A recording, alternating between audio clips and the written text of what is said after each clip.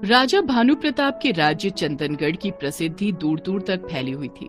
राजा भानु प्रताप को हमेशा एक बात का डर बना रहता था कि कहीं कोई राज्य दुश्मन बनकर धोखे से उनकी इकलौती पुत्री सुंदरमाला को कोई नुकसान न पहुंचा दे। इसलिए राजा भानु प्रताप ने राजकुमारी के लिए महल में ही सारी सुख सुविधाओं का प्रबंध किया हुआ था। राजकुमारी सुंदरमाला की बहुत सी दासियां थीं, पर एक दासी जो राजकुमारी के बहुत करीब थी वो थी दासी प्रभा। प्रभा पर राजकुमारी बहुत विश्वास करती थी और प्रभा हमेशा ही राजकुमारी के साथ रहती थी। राजकुमारी अब बड़ी हो चुकी थी, इसलिए अक्सर वो महल के बाहर की दुनिया के बारे में सोचती रहती थी। ये लीजिए राजकुमारी, आज मैं आपके लिए राजमहल के पास वाले बाग की कच्ची कच्ची कैरी और अमरूद तोड़कर लाई हूँ। प्रभा, महल के बाहर की दुनिया कितनी अलग होगी। सच, तुम्हें कितना मजा आता होगा ना। हम तो कभी महल के बाहर गए ही नहीं। प्रभा, हमें महल के बाहर की दुनिया को घूमना है। कुछ भी करके हमें सिर्फ एक बार महल से बाहर की दुनिया देखने के लिए कोई उपाय बता दो। हम हमेशा तुम्हारे आभारी रहेंगे। राजकुमारी, हमारे घर के पास एक बहुत बड़े तांत्रिक रहते हैं, उनके पास अवश्य उपाय होगा। मैं आज उनसे पूछ कर आऊंगी। हाँ, ये ठीक रहेगा। तुम शीघ्र ही पूछ कर आओ। दासी प्रभा महल से अपने घर पहुंचती है और अपनी माँ के साथ उस तांत्रिक के पास जाती है। हाँ, उपाय तो है मेरे पास, पर उसके लिए हमें किसी और शरीर की आवश्यकता होगी। अगर राजकुमारी मंत्र पढ़कर अपने जैसा रूप कद काठी किसी और को देती है, तो वो शरीर और आत्मा आपस में अदल बदल जाएंगे।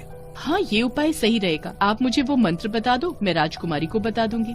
तांत्रिक से मंत्र लेकर दासी प्रभा अपनी माँ के साथ राजमहल वापस जाने लगी। तभी उसकी माँ बोली, देख प्रभा, यही मौका है, तू राजकुमारी से अपने अपमान का बदला ले सकती है। तुझे याद है ना, एक दिन राजकुमारी की चुनरी तेरे कारण फट गई थी, तो उसने तुझे कितनी डांट लगाई थी। अब तू राजकुमारी का रूप लेकर राजकुमारी बनकर राजमहल में राज करना और उसे दासी बनकर महलों में ही काम करने देना। कोई उस पर यकीन नहीं करेगा, क्योंकि तुम तो राजकुमारी सुंदरमाला बन चुकी होगी। समझ गई ना मैं क्या कहना चाहती हूँ? हाँ माँ, मुझे सब कुछ समझ आ गया। बस तुम देखती जाओ, मैं राजकुमारी सुंदरमाला को क्या से क्या बना दूंगी। दासी प्रभा महल पहुंची और उसने राजकुमारी सुंदरमाला को वो मंत्र दिया। राजकुमारी सुंदरमाला ने प्रभा से अपना रूप बदल लिया। अब प्रभा राजकुमारी सुंदरमाला बन चुकी थी और राजकुमारी सुंदरमाला दासी प्रभा बनी राजकुमारी सुंदरमाला राजमहल से बाहर जाने के लिए तैयार थी। प्रभा, अब तुम हमारा रूप ले चुकी हो। हम जब तक महल के बाहर घूम कर न आए, तुम ज्यादा किसी से बात मत करना, नहीं तो कोई तुम्हें पहचान जाएगा। चिंता मत करो राजकुमारी, तुम आराम से घूमने जाओ। मैं महल में किसी से बात नहीं करूंगी। दासी प्रभा के मन में तो कुछ और ही चल रहा था। राजकुमारी सुंदरमाला घूमने के लिए चली जाती है। महल के बाहर का नजारा देखकर राजकुमारी सुंदरमाला बहुत खुश थी। बहुत देर तक घूमने के पश्चात जब वो महल लौटने वाली थी, उसने देखा एक युवक सड़क पर बेहोश पड़ा है।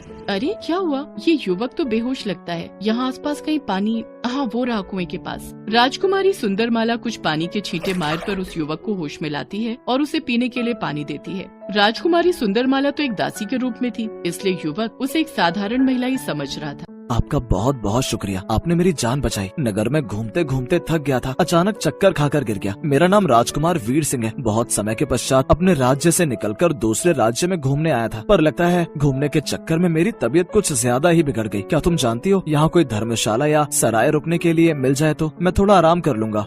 मैं वो। अरे, ये तो तुम्हारा ही नगर है ना, फिर तुम इस बारे में क्यों नहीं जानती हो? चलो कोई बात नहीं, मैं खुद ही किसी से पूछ लूंगा। अच्छा ठीक है, तो फिर मैं चलती हूँ। अरे सुनो तो, चलो कोई बात नहीं, मैं धर्मशाला पता करता हूँ। भैया जरा रुकना, यहाँ कोई धर्मशाला मिलेगी?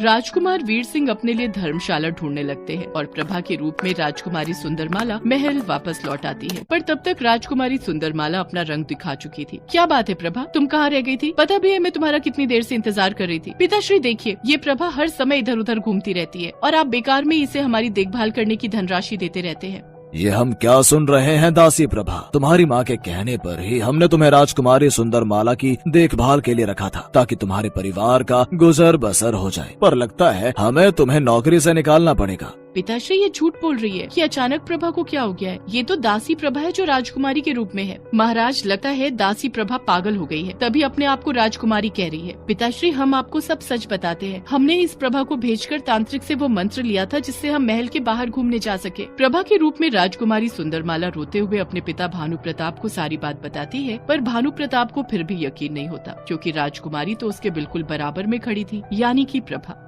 मेरी अपनी पुत्री मेरे साथ खड़ी है, तुम धोखेबाज हो। एक दासी होकर राजकुमारी बनना चाहती हो, इसलिए ऐसी झूठी कहानी कह रही हो। राजकुमारी सुंदरमाला, घबराओ नहीं, इस दासी को इसके किए की सजा जरूर मिलेगी। दासी प्रभा, अभी के अभी हम तुम्हें देश निकाले का आदेश देते हैं।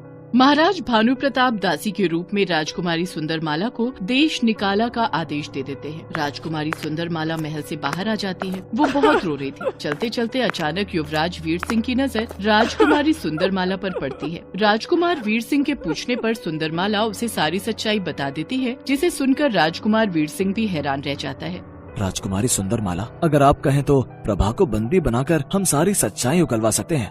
नहीं राजकुमार, अगर हम ऐसा करेंगे तो महाराज आपको भी नुकसान पहुंचा सकते हैं और हम ये नहीं चाहते। हमें सही समय आने का इंतजार करना होगा। ठीक है राजकुमारी, तो तब तक हमारे साथ हमारे महल चलिए। हमारा दूत आपको यहाँ की सारी खबर देता रहेगा।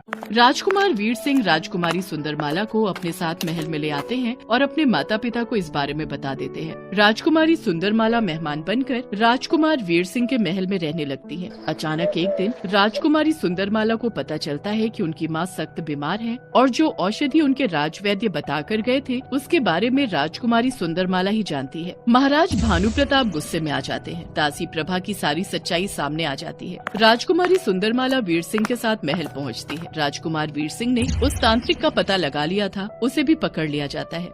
महाराज आप चिंता मत कीजिए, ये तांत्रिक फिर से आपकी बेटी को आपसे मिला देगा और महारानी को कुछ नहीं होगा। मुझे क्षमा कर दीजिए महाराज, इस लड़की ने मुझसे वह मंत्र मांगा था। मुझे नहीं पता था कि ये उसका दुरुपयोग करेगी। मैं अभी राजकुमारी सुंदरमाला को ठीक कर देता हूँ। तांत्रिक जैसे ही मंत्र पढ़ता है, राजकुमारी सुंदरमाला अपने रूप में आ जाती है और दासी प्रभा अपने रूप में। राजकुमारी सुंदरमाला महारानी को औषधि पिलाती है जो उसे ही पता थी। महारानी की तबीयत में सुधार आ जाता है।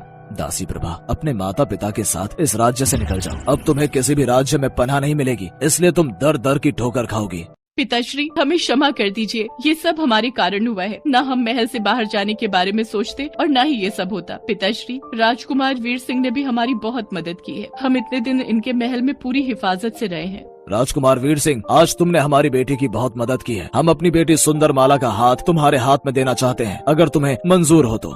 वीर सिंह और राजकुमारी सुंदरमाला एक दूसरे को पसंद करते थे और सबकी रजामंदी से शुभ मुहूर्त में राजकुमारी सुंदरमाला का विवाह राजकुमार वीर सिंह के साथ हो जाता है और वो खुशी खुशी विदा होती है। दासी प्रभा को अपने किए की सजा मिल जाती है और उसे किसी भी राज्य में जगह नहीं मिलती। हार कर वो एक छोटे से गाँव में जगह पाकर वहीं गरीबी में दिन गुजारने लगती है।